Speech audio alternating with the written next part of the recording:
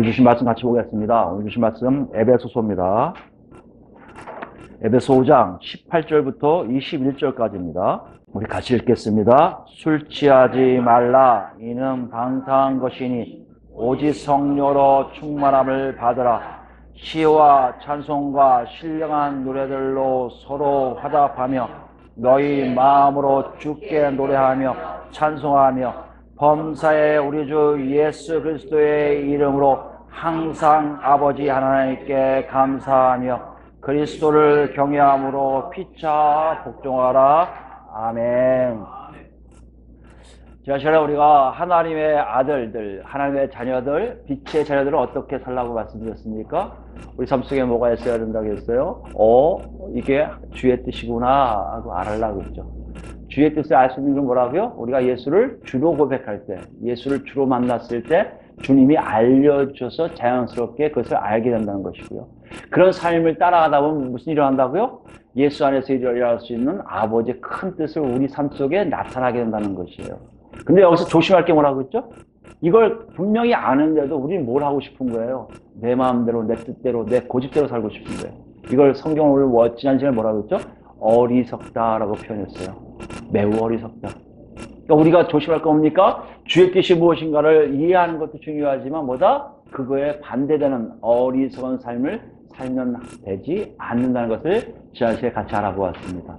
사도 바울이 이렇게 얘기하는 것 같아요. 하나님의 자녀들이라면 하나님의 뜻이 정말 우리 삶 속에서 이루어지고 있음을 경험할 거라고 말하고 있다는 것이죠.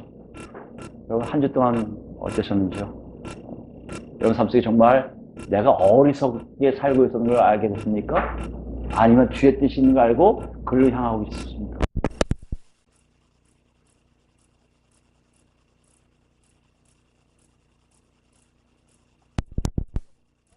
충만함을 받으라요. 충만함을 받으라. 긴 단어 같고 여러 단어 같은데 사실 한 단어입니다. 원래 뜻은 뭐예요? 충만하다는 뜻이고요. 충만하다는 뜻이 뭡니까? 채워줬다, 채우다, 가득하다, 완성하다, 완전하게 하다는 뜻이에요. 근데 이것이 수동태로 쓰이고 있고요. 명령형이에요. 수동태와 명령형이 어떻게 합니까? 가득 채워져라, 채워져야 한다, 채워져라, 가득하게 되라, 완성되라, 또 뭐 있습니까? 완전하게 되라고 얘기한다는 것이에요. 근데 이것이 또 현재형이란 말이에요? 아니, 현재형으로 지금 그런 식으로 되고 있다고 얘기한다는 것이에요. 계속성을 얘기하고 있어요. 여러분 생각해 보세요. 지금 내가 지혜 있는 자처럼 하나님의 자녀처럼 하나님의 빛의 자녀처럼 살고 있다면 확인될 것이 지혜 있는 자처럼 살고 있구나 라고 확인될 뿐만 아니라 그와 함께 뭐요? 내가 뭐하고 있다는 거예요? 뭔가에 의해서 채워지고 있음을 알고 있다는 것이에요. 뭘 채운다는 겁니까? 그러면 여기 보니까 아무것도 없어요. 바울 사도는 왜 안 썼을까요? 그동안 얘기해 왔으니까. 어떤 것을 얘기했으니까. 우리가 이걸 오해하기 쉬운데 충만함을 받으라면 뭔가를 자꾸 받을 생각을 한다는 것이죠. 근데 원래 보면 어떻게 해야 돼요? 채워지라는 거예요. 채워지라. 뭘 채워준다는 겁니까? 우리가 앞에 문맥을 쭉 우리가 봤지만 에베소 1장 23절 보시면요. 우리가 기억나실 거예요. 23절에 뭐에 대한 같은 단어가 계속 나오는 걸 우리가 알 수 있었거든요. 교회는 그의 몸이니 만물 안에서 만물을 충만하게 하신 이의 충만함이라. 그죠? 교회는 그의 몸이에요. 그리스도의 충만함을 얘기해요. 그러니까 채워진다는 것이 뭐가 채워진다는 겁니까? 그리스도가 채워진다는 거예요. 그리스도가 오셔서 우리 안에 채워지는 작업들을 하고 있는 것이 채워지라는 거예요. 명령에 부합되는 겁니다. 또 무엇입니까? 3장 19절인가요? 예, 3장 19절이네요. 그리스도의 사랑을 알고 3장 19절 보니까 그 너비와 길이와 높이와 깊이가 어떠함을 깨달아 하나님의 모든 충만하신 것으로 너에게 충만하기를 구하노라. 누구요? 하나님의 충만함이에요. 그러니까 우리가 충만하게 되라. 다시 얘기하면 가득 채워져라. 뭔가에서 채워지는 것이 뭐에 의해 채워진 것을 바울 사도가 얘기하지만 우리 문맥성을 뭘 할 수 있다고요? 하나님. 다시 얘기하면 삼위일체 하나님. 그 다음에 그리스도의 완전하심과 충만함이 우리 안에 채워지라는 것이에요. 이건 뭐예요, 그동안? 5장 1절 얘기했듯이 뭐요? 하나님을 본받는 자, 하나님을 닮아가는 자로 살라는 것이에요. 여기 한번 생각해 봅시다. 가득 채워지라고 명령을 했는데 가득 채워지라고 하니까 우리는 받으라고 생각하니까 막 뭔가를 해갖고 하나님이 주신 걸 받는다고 생각하고 있다는 것이죠. 근데 우리가 여태까지 에베소를 쭉 돌아오면서 충만함에 대해서 연구해 이렇게 쭉 보니까 그리스도의 충만함과 하나님의 충만함이 이미 예수 그리스도의 이름 하에 예수 그리스도를 믿는, 예수를 그리스도로 고백하는 사람들에게 들어와 있다는 것이에요. 다시 얘기하면 충만을 받아라, 충만함을 받으라고 하는 것을 우리가 어떻게 할 수 있는 거예요? 네 상태에 지금 하나님의 완전성으로 채워지고 있는지를 보라는 것이에요. 이거는 행동을 얘기하는 게 아니에요. 우리 뭘 충만을 받으라면 어떻게 해요? 그런다고요. 그러면 목사님들한테 이제 성경에 대해서 이제 좀 잘못 가르치는 교사들이 뭐라는 거예요? 기도 많이 해야 돼. 예배 열심히 드려야 돼. 그리고 봉사활동 열심히 하고 성경도 많이 알아야 돼. 그래야지 충만함을 받을 수가 있어. 하나님이 주실 거라고 얘기하는데 사실 주시는 게 아니에요. 이미 우리 안에 있는 것이 얼마큼 쌓여지고 있는지를 확인하라는 거고요. 그 쌓여짐이 어느 상태까지 올라가라는 것이에요. 여기서 우리는 뭘 알아야 됩니까? 우리의 행함을 체크하라는 게 아니고 뭐요? 우리의 상태를 체크하라는 거예요. 이거 갖고 자꾸 우리는 기도하고 성경 보고 예배생활 열심히 하고 봉사생활을 하면 되지 않아요? 라고 하는데 그렇게 해서 만약에 하나님의 완전함과 그리스도의 완전함이 내 안에서 나타난다면 여러분 잘하고 계신 거예요. 영어로 얘기해서 내가 기도도 많이 하고 성경도 많이 알고 봉사도 많이 하고 충성도 많이 했는데 내 안에서 하나님과 그리스도의 완전함이 내 안에 채워지지 않는다면 여러분 지금 잘못 가고 계신 거예요. 그건 채워지는 게 아닙니다. 충만을 받는 게 아닙니다. 이걸 확인하라고 말씀하세요. 이걸 확인하는 거예요. 왜요? 수동태니까. 내가 채우는 게 아니에요, 여러분. 내가 채워서 뭐 내 노력으로 뭔가에 채워진다면 하겠어요. 옛날에 목회하기 전에 이제 목사가 되겠습니다 했더니 제일 많이 듣는 게 뭔지 아세요? 그 당시 때만 해도 90년 초만 해도 40일 금식 기도를 해야지 성령을 받습니다. 얘기를 많이 해요. 실제적으로 그것 때문에 금식하시는 분 참 많았습니다. 만약에 그런 역사가 일어났다면 한국교회는 지금 다 뒤집어졌을 거예요. 40일 금식 기도하는 사람 참 많았거든요. 지금도 아마 하시는 분 계실 겁니다. 근데 그렇게 안 하시고 계시다는 거예요. 그렇게 한 사람도 있지만 그렇게 안 하는 사람 더 많아요. 그렇게 해서 은혜 받는 사람도 있지만 그렇게 안 해서 은혜 받는 사람이 많단 말이에요. 뭘 얘기할까요? 하나님 우리한테 얘기했어요. 네가 행동하는 거, 능동적으로 행동하는 거에 문제가 아니라는 거예요. 하나님의 역사에서 너희 안에 그런 상태로 채워지는 것을 네가 체험하느냐 안 하느냐가 더 중요하다는 것이에요. 오늘 이것을 물어보고 있어요. 너희가 지혜 있는 자처럼 하나님의 자녀로 살고 있다면 너희 삶에 그런 채워짐의 역사를 네가 체험하고 있을 것이라는 것이에요. 어떻게 가능합니까? 18절 다시 오시면요. 우리가 하는 게 아니에요. 뭐로요? 성령으로 그랬어요. 성령으로. 이게 참 바울 사도가 얘기하고 싶은 내용이겠죠. 우리 한국교회가 지금 오해하는 것들을 좀 배제하고 보면 성령으로 충만함을 받으라 굉장히 많이 오해를 해갔어요. 성령으로 충만을 받는 게 뭐지? 성령을 모셔드리는 게 뭐지? 이렇게 해서 모셔듭니다. 의지합니다. 자꾸 고백하는 걸까? 이렇게 얘기하시는 분 많아요.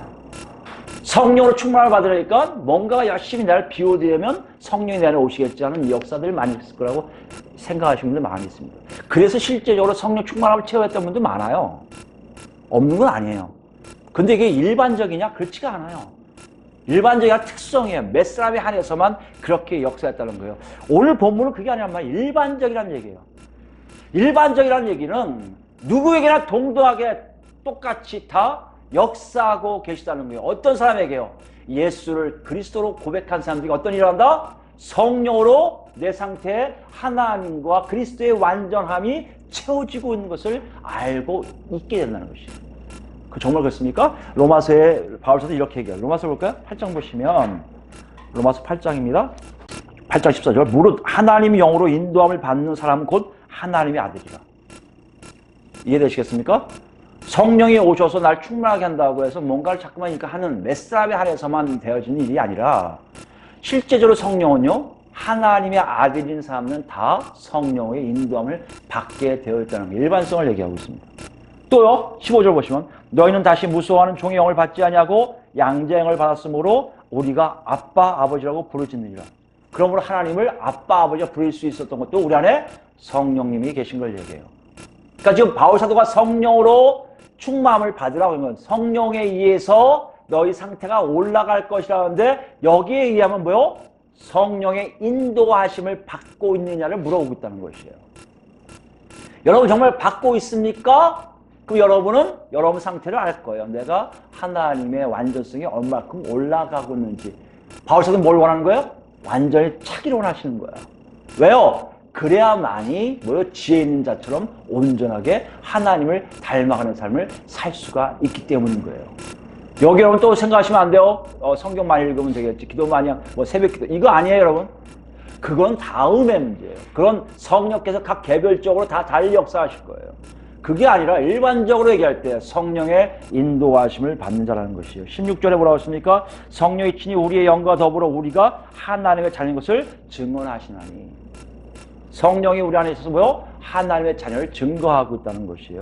26절 가볼까요? 이와 같이 성령도 우리의 연약함을 도우시나니 우리는 마땅히 기도할 바를 알지 못하나 오직 성령이 말할 수 없는 탄식으로 우리를 위하여 친히 간구하시니라. 마음을 살피신 이가 성령의 생각을 아시나니 이는 성령이 하나의 뜻대로 성도를 위하여 간구하시니라. 성령이 우리 안에서 뭐 어떤 일을 한다고요? 어떻게 가능하냐고요? 하나님께 우리를 대신해서 간구하세요. 이 친구 약한 거 아시잖아요. 하나님 도와주세요. 그러니까 하나님이 알아. 나도 알아서 도와주심으로 내 상태가 조금씩 업되는 것을 알게 된다는 것이에요. 굉장히 중요한 메시지예요, 사실은. 성령으로 뭐라? 충만함을 받으라는 얘기는 성령의 인도하심을 받으면 네가 어떻게 한다? 하나님 그리스도의 완전성에 점점 다다르게 될 것을 네가 보게 된다는 얘기예요. 이렇게 얘기하고 있는데도 많은 사람들이 생각할, 특히 한국교회 많은 교인들이 생각하게요. 성령님을 얘기하면 보통은 성령님이 무슨 액세서리로 느껴질 때가 참 많아요. 이거는 받아도 되고 안 받아도 됩니다. 내가 성령에 의해서 인도함을 받는 거, 안 해도 나는, 나 예수만 믿으면 되지 뭐. 나 예수만 잘 믿으면 돼. 이렇게 생각하시는 분이 참 많습니다. 실제적으로 그렇게 생각할 정도로 만든 많은 목사님이 잘못도 있어요. 특히 오순절이라는 교단이 성령을 통해서 이상한 얘기를 많이 했기 때문에 그들을 하고 우리들 할래 하고 장로교가 또 이상하게 얘기한 게 있거든요. 그러니까 그런 잘못된 것들에 의해서 우리가 잘못된 정보에 의해서 우리 스스로가 성령님의 인도하심을 받는다는 것을 굉장히 꺼리는 사람들이 많이 있어요. 그런데요, 바울 사도가 오늘 본문 다시 보시면요, 바울 사도가 본문에서 그 얘기를 하는 이유가 무엇일까? 성령으로라는 것을 강조한 이유가 뭘까? 여러분, 이거는 되게 의미가 있다고 생각해요. 사실 바울 사도가요, 구약 백성이었고 선지자였다면 절대 성령으로는 얘기를 안 했을 거예요. 뭐라고 얘기했을 것 같아요, 여러분? 여러분, 성령으로 충만을 받으세요. 이런 얘기 안 했을 거예요. 뭐라고 했을 것 같아요? 율법을 잘 지켜 하나님의 복을 받으셔야 됩니다. 했을 거예요. 근데 바울 사도는요, 랍비였던 바울 사도가 말이 바뀌었어요. 원래 그렇게 얘기했을 거예요. 너 율법 안 지키면 하나님 너하고 동행하지 않아. 하나님의 자녀라고 할 수 없어. 율법 잘 지켰을 텐데 갑자기 이 양반이 성령으로를 강조하고 있다는 얘기예요. 왜 그랬을까요? 우리가 15절부터 지금 계속 보아왔지만 이 내용의 배경이 뭡니까? 시간대가 뭐예요? 뭘 얘기하고 싶어요? 때가 악하니라. 뭐요? 마지막 때를 얘기해요. 마지막 때의 성령의 역사가 뭔지를 바울 사도는 정확하게 알고 있었던 거예요. 우리의 그걸 알기로 하신 거예요. 성령의 인도하심을 받는 게 뭐다? 그냥 액세서리로 능력으로 영웅 되려고 성령 받으면 방언도 하고 성령 받으면 예언도 하고 막 남이 하지 못한 일을 하니까 우러러 볼 수 있는 놀라운 근원이 될 수 있는 힘이 나한테 있다고 생각하기 때문에 성령 받는 게 있는데 그것이 아니란 얘기예요. 그것을 착각하게 만든다면 그건 잘못 따랐다는 거예요. 지금 바울사도는 뭘 얘기하고 있습니까? 네 삶 속에 예수를 그리스도로 고백했다면 분명하게 아까 로마서 얘기했듯이 성령의 열매, 성령의 인도하심이 너한테 없다면 큰 문제라고 얘기하고 있다는 것이에요. 그럼 왜요? 이때가 마지막 때이기 때문에 그래요. 마지막 때의 성령이 어떤 역할을 하는지 여러분 우리가 몇 번 봤지만 다시 한번 복습할게요. 에스겔서 가볼까요? 에스겔서 36장을 가보시면 24절부터 볼까요? 24절? 36장 24절. 에스겔서는 여러분 아시겠지만 유대인들이 바벨론으로 끌려간 그 상태, 그쯤에서 나온 예언들이에요. 그러니까 어떻게 보면 하나님의 마지막 때를 예언한 이사야라든지 예레미야라든지 같은 계열의 분들이라고 생각할 수 있어요. 그래서 어떤 게 있습니까? 회복에 대한 예언을 많이 하세요. 오늘 그 장면을 얘기하고 있습니다. 이스라엘의 유대인의 회복을 얘기하는 게 24절부터입니다. 내가 너희를 여러 나라 가운데서 인도해 내고 여러 민족 가운데서 모아 데리고 고국 땅에 들어가서 맑은 물을 너희에게 뿌려서 너희를 정결하게 하되 또 너희 모든 더러운 곳에서와 모두 우상 숭배에서 너희를 정결하게 할 것이며, 이거는 하나님의 백성을 이렇게 상대했다는 작업이에요. 그 다음에 26절 보세요. 또 새 영을 너희 속에 두고 깨끗하게 하신 후에, 데려오시는 자체가 정결하는 게 하시는 거예요. 깨끗하게 하신 후에 뭐 한다고요? 새 영을 넣어주세요. 너희 속에 두고 새 마음을 너희에게 주되 너희 육신에서 굳은 마음을 제거하고 부드러운 마음을 줄 것이며, 또 내 영이에요. 하나님의 영을 너희 속에 두어 너희로 내 율례를 행하게 하리니, 선자들이 율법을 지키라고 암만 얘기해도 지키지 못한 유대인들에게 이제는 내가 직접 내 영을 너희한테 줘서 내가 얘기하고자 하는 내용을 다 지키게 할 것이라는 하나님의 미래적 약속이에요. 이것을 얘기하고 있습니다. 너희가 그 규례를 지켜 행할지라. 지키게 된다는 얘기예요. 28절이요. 내가 너희 조상들에게 준 땅에서 너희가 거주하면서 내 백성이 되고 나는 너희 하나님이 되리라. 새 언약의 한 모습이에요. 앞으로에는 영이 직접 들어가서 너희 안에 있는 내용의 하나님의 뜻을 너희가 이루어 나갈 것이고, 그 이루어 나가는 백성이 바로 내 백성이 될 것이라고 예언하고 있다는 것이에요. 에스겔서가 이걸 에스겔 선지자가 갑자기 한 게 아니에요. 이거보다 좀 앞서 요엘 선지자도 똑같은 얘기를 했는데, 요엘서 볼까요? 요엘서 2장입니다. 여러분 잘 아시는 내용이죠? 요엘서 2장, 구약 1272페이지 가보시면 요엘서 2장이에요. 27절부터 보시면 요엘서 2장입니다. 여러분 잘 아시는, 이건 사도행전에 사도행전 2장에 나온 내용을 그대로 먼저 기록한 걸 베드로 사도가 그걸 인용한 거겠죠. 질신의 27절입니다. 그런즉 내가 이스라엘 가운데 있어 너희 하나님 여호와가 되고 다른 이가 없는 줄을 너희가 알 것이라. 내 백성이 영원히 수치를 당하지 아니하리라. 아까 비슷한 내용이겠죠? 그 후에 내가 내 영을, 하나님의 영을 만민에게 부어주리니 너희 자녀들이 장래일을 말할 것이며 너희 늙은이는 꿈을 꾸며 너희 젊은이 이상을 볼 것이며 그때 내가 또 내 영을 남종과 여종에 부어줄 것이며. 여기에 우리가 오해하는 게요, 장래일을 말하고 꿈을 꾸며 이상을 보는 것 자체를 굉장히 성령 받은 증거로서 너무나 이것이 있어야 된다고 생각하고 이걸 위해서 기도하시는 분이 많아요. 근데 이걸 뭘 얘기하냐면요, 성령이 임한 증거밖에 안 돼요. 어떤 사람이 이러고 어떤 사람이 다 달라요. 이거 히브리인들, 그러니까 유대인들이나 이스라엘 백성 보면 성령 온 사람만 이렇지. 누구예요? 선지자에게 하나님이 쫙 해서 내 선지자가 성령에 들어가서 야 증거라면 이 사람들 가서 장례를 막 얘기하잖아요. 꿈 얘기를 풀잖아요. 그게 뭐? 그 사람의 능력이 아니라 그 안에 계신 하나님의 영으로의 증거거든요. 여러분 이걸 가지고 자 기도하시면 안 돼요. 이건 뭐라고요? 성령이 온 증거들이에요. 그러니까 우리 중에 이런 것이 있다, 이런 분이 나오면 뭐요? 성령이 온 증거 중에 한 부분이지 그게 다가 아니라는 얘기예요. 나도 그럼 예언하고 싶어요. 나도 꿈꾸고 싶어요. 나도 비전을 보고 싶어요. 환상을 보고 싶어요. 그거 마음대로 안 되잖아요. 왜요? 하나님의 영의 역사가 다 다르기 때문에. 중요한 게 뭐라고요? 그런 일들이 만민에게 일어난다는 거예요. 선지자만 있었던 일들을 이제 보통 사람들이 하기는 어떤 사람까지요? 남종과 여종은 뭡니까? 여기서는 정말 노예들이에요. 정말 노예들. 신분적으로 약한 사람들. 여기 나이 든 사람도 있잖아요. 나이도 없어져요. 연령층도 없어져요. 성별도 없어져요. 만민이에요 정말. 그런 일들이 성령을 통해서 이루어질 것을 예언하고 있었단 말이에요. 30절에 내가 이적을 하늘과 땅에 베풀리니 곧 피와 불과 연기 기둥이라. 여호와의 크고 두려운 날이 이르기 전에 해가 어두워지고 날이 핏빛같이 변하리오니와 누구든지 여호와 이름을 부르는 자는 구원을 얻으리니 이는 나 여호와의 말대로 시온산과 예루살렘에서 피할 자가 있을 것이며 남은 자 중에 나 여호와를 부름을 받을 자가 있을 것입니다. 무슨 말이에요? 남은 자 상상이에요. 분명히 하나님이 성령을 통해서 구원받는 백성들을 남겨두시겠다는 거거든요. 이 일을 누가 하신다고요? 성령님이 하시는 거예요. 그러고 한번 생각해 보세요. 지금 바울 사도가 얘기하는 성령으로 너희가 이런 하나님을 닮아가는 삶으로 인도되는 삶이 있냐 없냐를 확인하는 얘기는 뭐예요? 먼저 확인할 것은 지금 이 시대가 마지막 때인 것을 정확히 알라는 것이에요. 시간이 없다는 것이에요. 시간이 없으니까 우리가 먼저 얘기했잖아요. 하나님의 카이로스를 붙들어라. 어리석게 살지 말라. 다 얘기했잖아요. 오늘 더 강조하고 있는 거예요. 그러니 너희 삶의 주축에 되는 것이 뭔지 보라는 거예요. 그 힘은 이미 약속하신 것처럼 네 힘으로 살면 안 되고 마지막 때라면 네 힘으로 살면 안 돼. 누구의 힘 아니란 얘기예요. 제사장의 힘 아니란 얘기예요. 목사의 힘 아니란 얘기예요. 뭐요? 내 자신 안에 있는 성령의 힘으로 살아야만이 비로소 마지막 때에 구원받는 백성이 된다는 증거가 된다는 것입니다. 이것을 지금 강조하고 있어요. 여러분, 성령님은요, 구원을 위하신 역사지 절대 우리를 영으로 만들려고 오신 것은 아니에요. 그걸 착각하시면 나 성령 안 봐도 돼? 이건 결론적으로 뭔지 아세요? 나 죽어도 돼. 그 뜻이에요.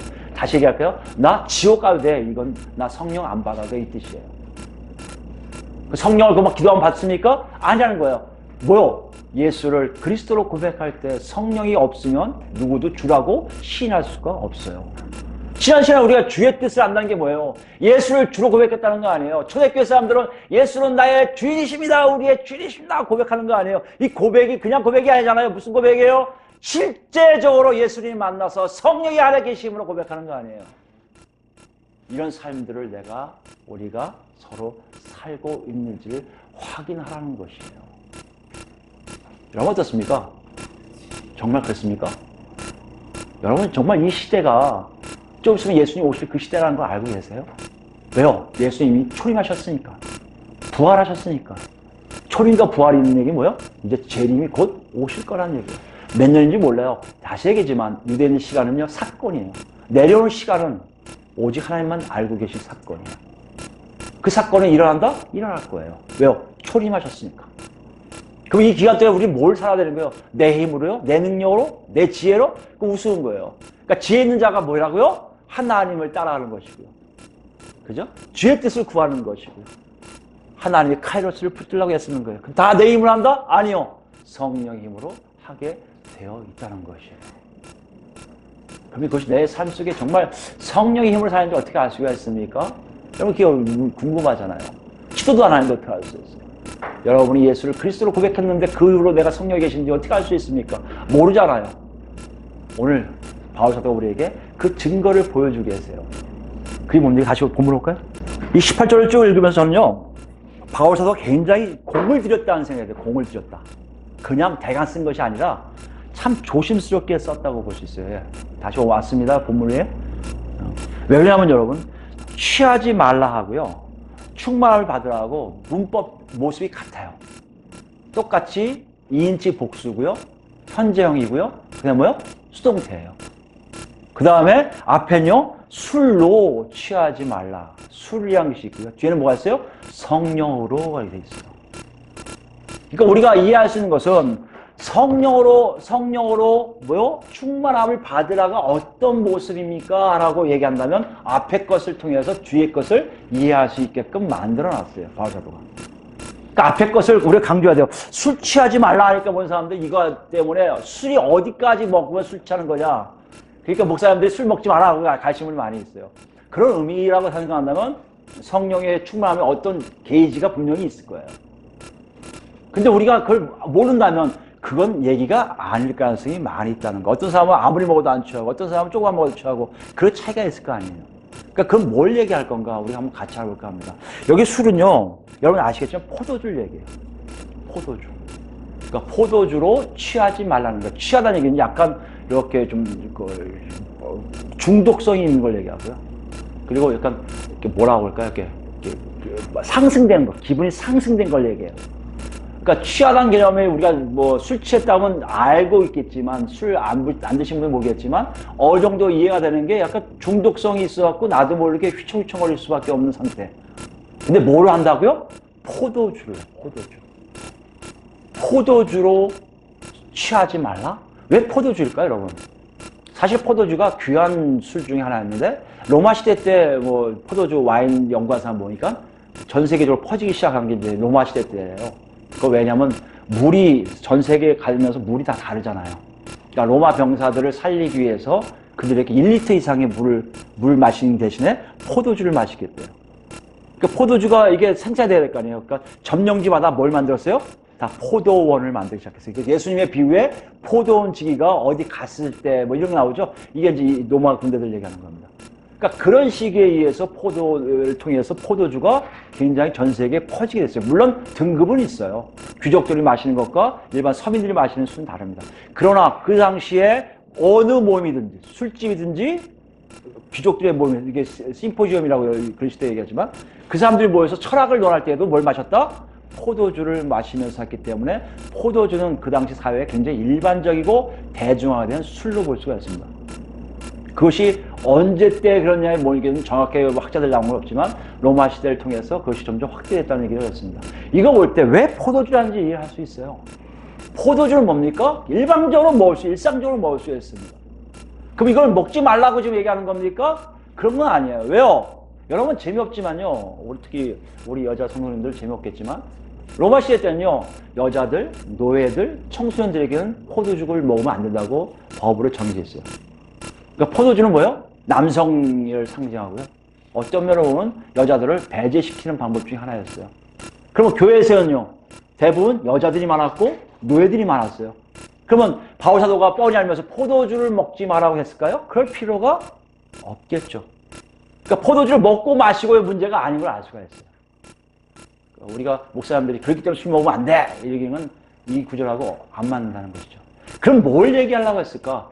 포도주를 먹는 것 때문에 일어난 일과 성령의 삶을 가진 삶과 일치하는 것이 있었다는 것이에요. 그것을 보여주기 원하는 게 뭐예요? 제일 핵심적으로 나왔던 것이 이는 방탕한 것이니라는 것이에요. 이는 뭐예요? 앞에 포도주로 술 취하는 것 안에 이 뜻이에요. n이 들어갑니다. 그 안에 뭐가 있다는 거예요? 방탕이 존재하는 거예요. 방탕. 그 방탕이 뭡니까? 뭐 이게 명사예요. 원래 방탕이 아니라 명사입니다. 방탕이 뭐예요? 그럼요? 낭비를 얘기해요. 소비를 얘기해요. 잘 안 쓰는 단어예요. 근데 재미있는 건요. 이 단어를 있는 단어인지 모르지만 바울 사도가 쓴 단어인지 모르겠지만 애써서 준비한 게 뭐냐면 구원하다의 뜻, 이게 유지하다는 뜻이 있거든요. 구원하다의 뜻 앞에 부정어 아가 들어가요. 구원과 전혀 관계없는 삶을 산다는 것이에요. 그러니까 무질서해요. 낭비해요. 흥청망청 살아요. 이게 뭐다? 방탕이에요. 뭐 하네요?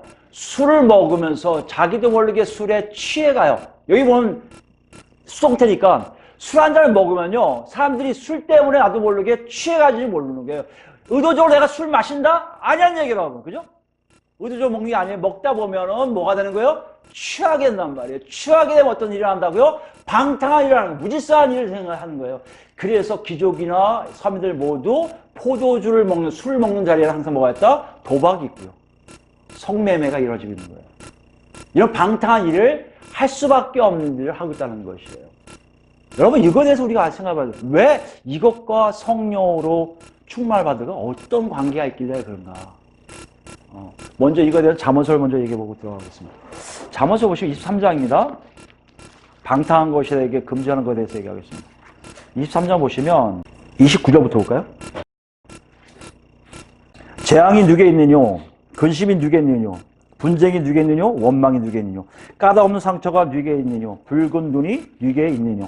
술에 잠긴 자에게 있고 까닭없는 뭐 상처도 있고요. 붉은 눈도 있고 이게 다 누구에게 있다는 거예요? 술에 잠긴 자, 술에 취한 자겠죠. 혼합한 술을 구하려 다니는 자에게 있느니라.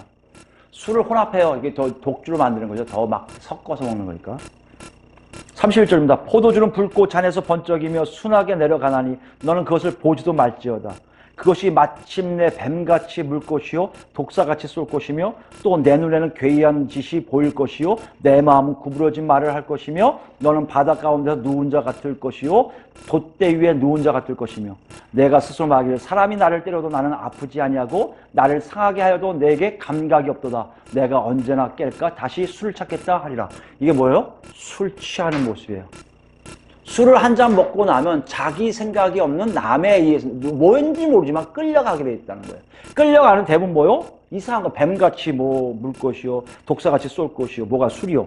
그래서 괴이한 것이 보이고 이상한 짓을 하고 자기도 모르게 왔다 갔다 하게 배 위에서 왔다 갔다 하는 것처럼 느끼고 그러면서 깨면 또 술을 찾게 만드는 그 일이 포도주가 갖고 있는 독성적인 어떤 중독성 갖고 있는 것을 얘기하고 있다는 것이에요. 이걸 보면 알 수 있듯이 술이란 것이 뭐냐? 일상적으로 배워진 일들이에요. 왜 이걸 얘기하고 있습니까? 술을, 포도주를 한 잔 먹으면 괜찮겠지 하고 한 잔 먹으면 두 잔 먹고 세 잔 먹다 보면 계속 먹게 되듯이 성령도 마찬가지. 성령님 여러분 앞에서 성령님이 계신 거 아십니까? 모르시잖아요. 포도주가 앞에 있는 거 알아요. 그렇다면 여러분 예수를 그리스도 믿었을 때 성령이 여러분이 알고 계십니다. 알고 계실 거 아니에요. 그때 여러분 뭘 할 거예요? 그분에게 의탁하면 그분이 여러분을 어떻게 한다? 술이 그렇게 빠져들게 하듯이 여러분을 어떻게 해요? 하나님의 완전수로 이끄는 역사를 여러분이 자기도 모르게 체험하게 된다는 것이에요. 이 신비로움을 이상하게 술로 얘기하고 있어요. 또 하나 뭐예요? 알아요. 알고 있는데 이거에 대해서 누구도 막지를 않아요. 술을 나쁘다는 거 알아요. 그냥 경고만 해요. 술 많이 먹으면 뭐 간이 상할 수 있고 위가 상할 수 있고 암에 걸릴 수 있습니다. 조심하십시오. 얘기하지. 그거 먹으면 안 된다고 야단치 이상이 없단 말이에요. 물론 요즘은 더가지고 옛날 어른들은 못 먹게 하고 또 어른들 앞에서 배우라고 주도로 가르치고 다 했지만 이런 식의 술에 대한 문화가 자연스럽게 퍼졌단 말이에요. 근데 뭘 얘기합니까? 그것이 잘못됐다는 것을 알게끔 한다는 것이에요. 무슨 말입니까? 성령도 마찬가지예요. 성령이 갈라디아서 5장 보면 뭐 합니까? 이것을 금할 법이 없느니라. 뭘 얘기해요, 여러분? 성령을 통해서 살면요, 예수 믿는 사람들은 다 서로 인정한단 말이야. 그거야, 그거. 바로 그렇게 사는 거야. 그렇게 사는 거 인정하는 거예요. 술이 옆에서 아무리 취해도 또 먹자고 얘기한단 말이에요. 술 친구들 보면. 사회가 그렇게 술에 대해서 권하고 살아가는 것처럼 예수 믿는 사람들 속에 성령 역사도 그와 같이 더 우리에게 격려하고 위로하고 더 하게끔 인도한 역사가 여러분 안에 있게 된다는 것이에요. 여러분 어디에 있습니까? 여러분 정말 그런 거 있어요? 성령으로 산다는 것이 여러분 어떤 건지 아시죠? 오순절을 통해서 실수한 건 많지만 뭐 인정해 드립니다. 어서 오시옵소서 같이 가십시오. 이렇게 하는 것들 그게 어느 면을 보면 약간은 우리에게 힌트를 준 것도 있어요. 그런데 더 정확하게 하면 이겁니다. 여러분 지금 여러분 앞에 예수를 그리스도로 고백해서 성령이 내 안에 있다고 알게 되면 여러분 뭐 하시는 거예요 지금요? 녹구수가 들린 거예요? 뭘 하는 거예요? 하나님이 전진하게 하실 거예요. 그 성령에 의해서 산 삶이 여러분도 모르게 나갈. 그래서 피동태예요. 수동태예요.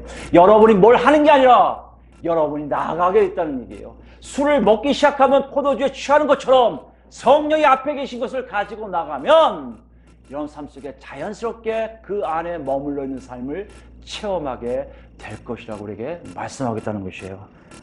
우리 베드로전서 같이 볼까요? 4장입니다. 베드로 4장. 1절부터 볼까요? 그리스도께서 이미 육체의 고난을 받으셨으니 너희도 같은 마음으로 갑옷을 삼으라. 이는 육체의 고난을 받은 자는 죄를 그쳤음이니 그 후로는 다시 사람의 정욕을 따르지 않고 하나님의 뜻을 따라 육체의 남은 때를 살게 하려 함이라. 여러분 이거 잘 보시면요, 이게 어떻게 가능할까요? 어떻게 예수 그리스도의 육체의 고난을 받으셨으니 너희도 같은 마음으로 갑옷을 입으라. 그럼 내가 지금 육체를 통해서 고난을 받고 있으면 내가 지금 뭐 한다고요? 이미 죄에서 멀어진 것을 안다는 것이에요. 그뿐만 아니라 뭐요? 사람의 정욕을 따르지 않고 하나님의 뜻을 따라 육체의 남은 때를 살려하려 합니다. 내가 하나님의 때에 사는 것이 어떻게 할 수 있다고요? 내 삶 속에 저절로 알게 되는 것이 있단 말이에요. 예수를 위해서 내가 고난을 받는 것이 내 안에 있게 돼요. 뭘 통해서요? 성령을 통해서. 여러분, 제가 성경을 해석하고 가르치면서 늘 몰랐던 것이었어요. 그 고린도 후서를 가르치면서 너무 놀라서 제가 막 정말 감사했던 게 있는데, 성경 전체가 성령에 의해서 쓰여진 책들이에요. 성령이 어떻게 하시는지를 잘 보여주고 있는 책이에요. 성령 없으면 살 수 없음을 알게 됐더라고요. 그 신기한 게 뭔지 아세요? 그걸 알았는데요, 어떻게 사는지를 몰랐어. 분명히 성령이 나를 이끌어 주셔야 될 텐데 내가 성령 어떻게 이끌리는지 몰랐어요.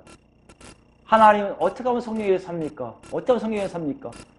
단순하게 나는 성령이 있다는 걸 알면 그렇게 사는 줄 알았어요. 그렇게 되는 줄 알았어요. 안 되더라고요. 내 안에는 악이 더 분출되고요. 내가 들어온 것이 너무 많이 나오고요. 더 성령이 안에 계서 역사하신 걸 알면 알수록 내 안에서 더러움이 나온 걸 더 알게 되더라고요. 제 아내가 그때 그러더라고요. 갈라디아서 얘기하면서 5장 얘기하면서 그 육체일 있고 이렇게 성령 열매가 있잖아. 육체일 있으면 이건 하나님이 멀어지니까 돌아설 수 있는 힘만 있으면 성령 역사하는 거야. 그랬더니 우리 아내가 저한테 이러는 거예요. 그걸 네가 어떻게 알아? 너 확인해 봤어? 넌 네 안에 그 성령께서 있는 거 분명히 알아? 굉장히 난감하더라고요. 제가 얘기해 줄 수가 없었거든요.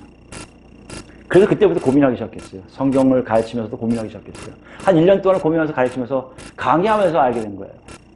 지금이다. Right now. 지금 그 성령님이 나한테 역사하는 걸 알고 그 성령님이 나한테 어떻게 역사하는지 보자. 그분에게 기도하기 시작한 거예요. 하나님 기도했죠. 정확하게는. 하나님, 성령님이 저 안에 있어서 제가 하나님의 인도하심을 받기 원합니다. 성령이 정말 저를 인도하시는 것을 보여주세요. 여러분 어떤 일이 일어났을 것 같아요? 저에게 뭐 은사가 왔다고요? 아니요. 뭐가 됐을 것 같아요? 저는 모르는데요. 그 성령님하고 같이 간다는 생각을 가지고 기다리고 있었어요. 제일 중요한 게 뭔지 아십니까? 내 안에 악의 근원들이 들어온 것들이 하나 둘 빠져나가는 것을 경험했어요. 누가 하시는 거예요? 성령님이 하시는 거예요. 이게 지금 구약에 예언된 얘기가 신약의 마지막 때에 이루어질 사건들이에요. 여러분의 힘을 빼시는 거예요. 여러분 것을 제거하는 거예요. 제거하고 나니까 여러분 삶 속에 예수 그리스도의 놀라우신 역사가 나오고요. 아버지 뜻이 뭔지 알겠고요. 십자가의 역사가 뭔지 알겠고요. 그 성령의 인도하심이 뭔지 아니까 저는 그렇게 생각해요. 그때부터 얘기합니다. 여러분 회개기도 하는 거 웃기지 않아요? 회개기도 자꾸만 하지 마세요. 과거 거 얘기한다고 한다고 하나 없습니다. 아니요. 지금부터 성령님과 동행하는 삶을 사세요. 회개보다 더 강력한 짓을 했어요. 물론 성령님이 너 회개 좀 해야겠다. 너 어떻게 그런 짓을 했냐. 그때는 회개할 수밖에 없어요. 그러나 그렇지 않다면 여러분 지금 이 시간부터 그 성령님을 통해서 가는 거예요. 하나님 저 성령을 통해 도와주세요. 성령님 저 도와주세요. 할 때 보면 그 성령님 여러분 어떻게 해요? 끌고 가는 삶이 나타나기 시작할 겁니다. 이것이 어린 믿음과 뭐 성숙한 믿음과 좀 차이는 있겠지만 분명한 건 뭔지 아세요? 성령님이 여러분 안에 계시다면 그런 역사가 이루어지고 있다는 것이에요. 고린도전서 볼까요? 6장입니다. 12절부터 볼까요? 모든 것이 내게 가하나 다 유익한 것이 아니요 모든 것이 내게 가하나 내가 무엇이든지 얽매이지 아니하리라. 이거 이해되시겠죠? 아까 그런 거예요. 술을 먹으면 전혀 거기에 아무 얽매 없이 살듯이 성령에 있으면요. 정말 나를 얽매는 게 없어요. 내 안에 성령께서 나를 어떻게 해요? 자유하게 해서. 단, 스스로 알게 하세요. 아, 저건 가하지만 안 해야 된다. 아, 유익이 없다. 하지 말아야지. 이거 하면 저 사람이 매미 아프겠다? 이런 일들이 하나둘 제가 능력이 있어서 아니요. 예수 그리스도께서 이미 그렇게 하시려고 성령이 오시게 하려고 이미 십자가 못 박혀 돌아가시고 부활하셨기 때문에 성령이 오신 증거들이 실제적으로 우리 삶 속에 나타나기 시작한다는 것이에요.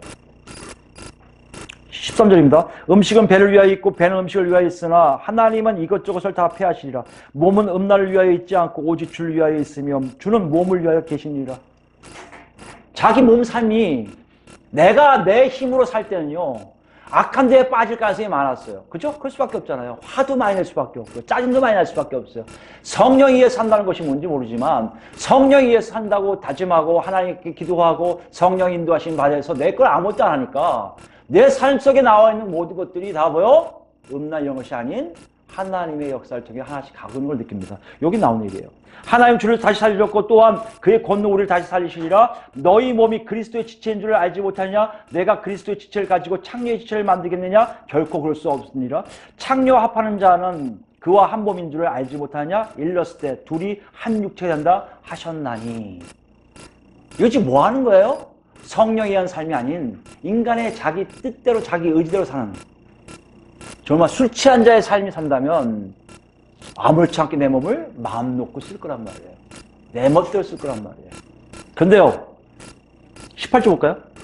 주와 합하는 자는 한 영이니라. 음행을 피하라. 사람이 범하는 자의 죄마다 몸 밖에 있거니와 음행하는 자는 자기 몸에 죄를 범하니. 자기 몸에 죄를 범하는 걸 알기에 19절입니다. 너희 몸은 너희가 하나님께로부터 받은 바 너희 가운데 계신 성령의 전인 줄을 알지 못하느냐. 너희는 너희 자신의 것이 아니라 값으로 산 것이 되었으니 그런즉 너희 몸으로 하나님께 영광을 돌리라. 무슨 말씀이에요 여러분? 여러분 안에 성령이 계신 것을 여러분이 알고 있다면 여러분 절대 그 성령에 앞서서 내 마음대로 살 힘이 안 생길 거예요. 조심하게 될 거예요. 물론 인간이기 때문에 죄된 시스템이 있기 때문에 휙 해갖고 육체를 일로 내 마음대로 살 때도 있겠지만 대부분요 성령 여러분을 제어하고 있는 것을 알게 된다는 얘기예요. 그게 오늘 본문에 나온 게 뭐예요? 성령으로 충만함을 받는 내 상태가 하나님의 그리스도의 완전함으로 올라가고 있음을 경험하게 되는 계기가 된다는 얘기예요. 술 먹은 사람들이 자기도 모르게 술 취한 듯이 방탕하게 사는 것처럼 성령에 사는 사람들은 나도 모르게 조금씩 더 하나님의 경건한 삶에 동참하고 나아가는 것을 발견하게 된다는 것이에요. 오늘 본문은 좀 어렵지만 체험적인 얘기지만 바울도 우리에게 이걸 얘기하고 있어요. 자연스러우라는 거예요. 너희 행동이 아니라는 거예요. 네 의지가 아니라는 거예요.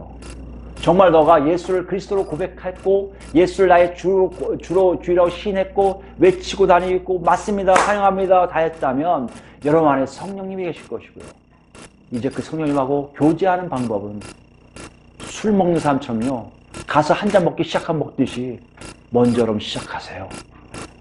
주님 저 좀 도와주세요. 같이 가고 싶습니다. 그때 여러분 삶 바뀔 거예요. 왜요? 내가 하는 게 아니에요. 여러분과 제 안에 있는 성령님이 이제 인도하실 거예요. 그래서 성령님과 술과 대조하고 있는 거예요. 올 한 해 여러분 어떻게 지내셨습니까? 오늘 마지막 주일이에요. 정말 성령님의 이끄심이 있었습니까? 분명히 있는 것은 없었습니까? 왜 그랬을까요? 아직도 여러분 아집이 있나요? 아직도 여러분 술 취하고 싶은 마음이 있는 거 아니에요? 방탕하고 싶은 거 있는 거 아니에요? 방탕하는 건 간단합니다. 술 먹으면 방탕해져요. 세상을 너무 방탕할 수밖에 없어요. 구원과 관계없는 삶을 살 수밖에 없어요. 반대는요? 몰라요. 하나님 얘기를 안 했어요. 그죠? 오늘 말씀하시잖아요. 뭐라고 얘기하세요? 반대가 있다 분명히. 니들이 술 한 잔 먹으면 시작하듯이 지금 당장 너희 안에는 성령으로 하나님의 완전함을 채울 수 있다고 말씀하세요. 그때 우리 그 목소리에 이렇게 반응해야죠. 하나님 저 도와주세요. 살려주세요. 성령님의 이끄심을 받기로 합니다. 내 안에 정말 예수를 그리스도로 고백한 것이 확실하다면 여러분이 제일 중요해요.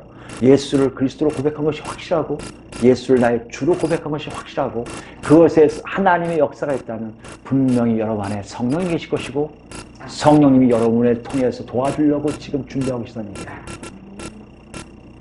이 성령님이 올해 잘 몰랐다면 내년에 이 성령을 통해서 여러분을 바뀌고 있는 것을 체험해요. 좀 하나님 말씀은 정말이고 살아계시고 내 안에 성령이 계신 거고 내 안에 성령이 전이라는 걸 고백하는 우리 모두에게 예수 그리스도를 축원드립니다. 아멘.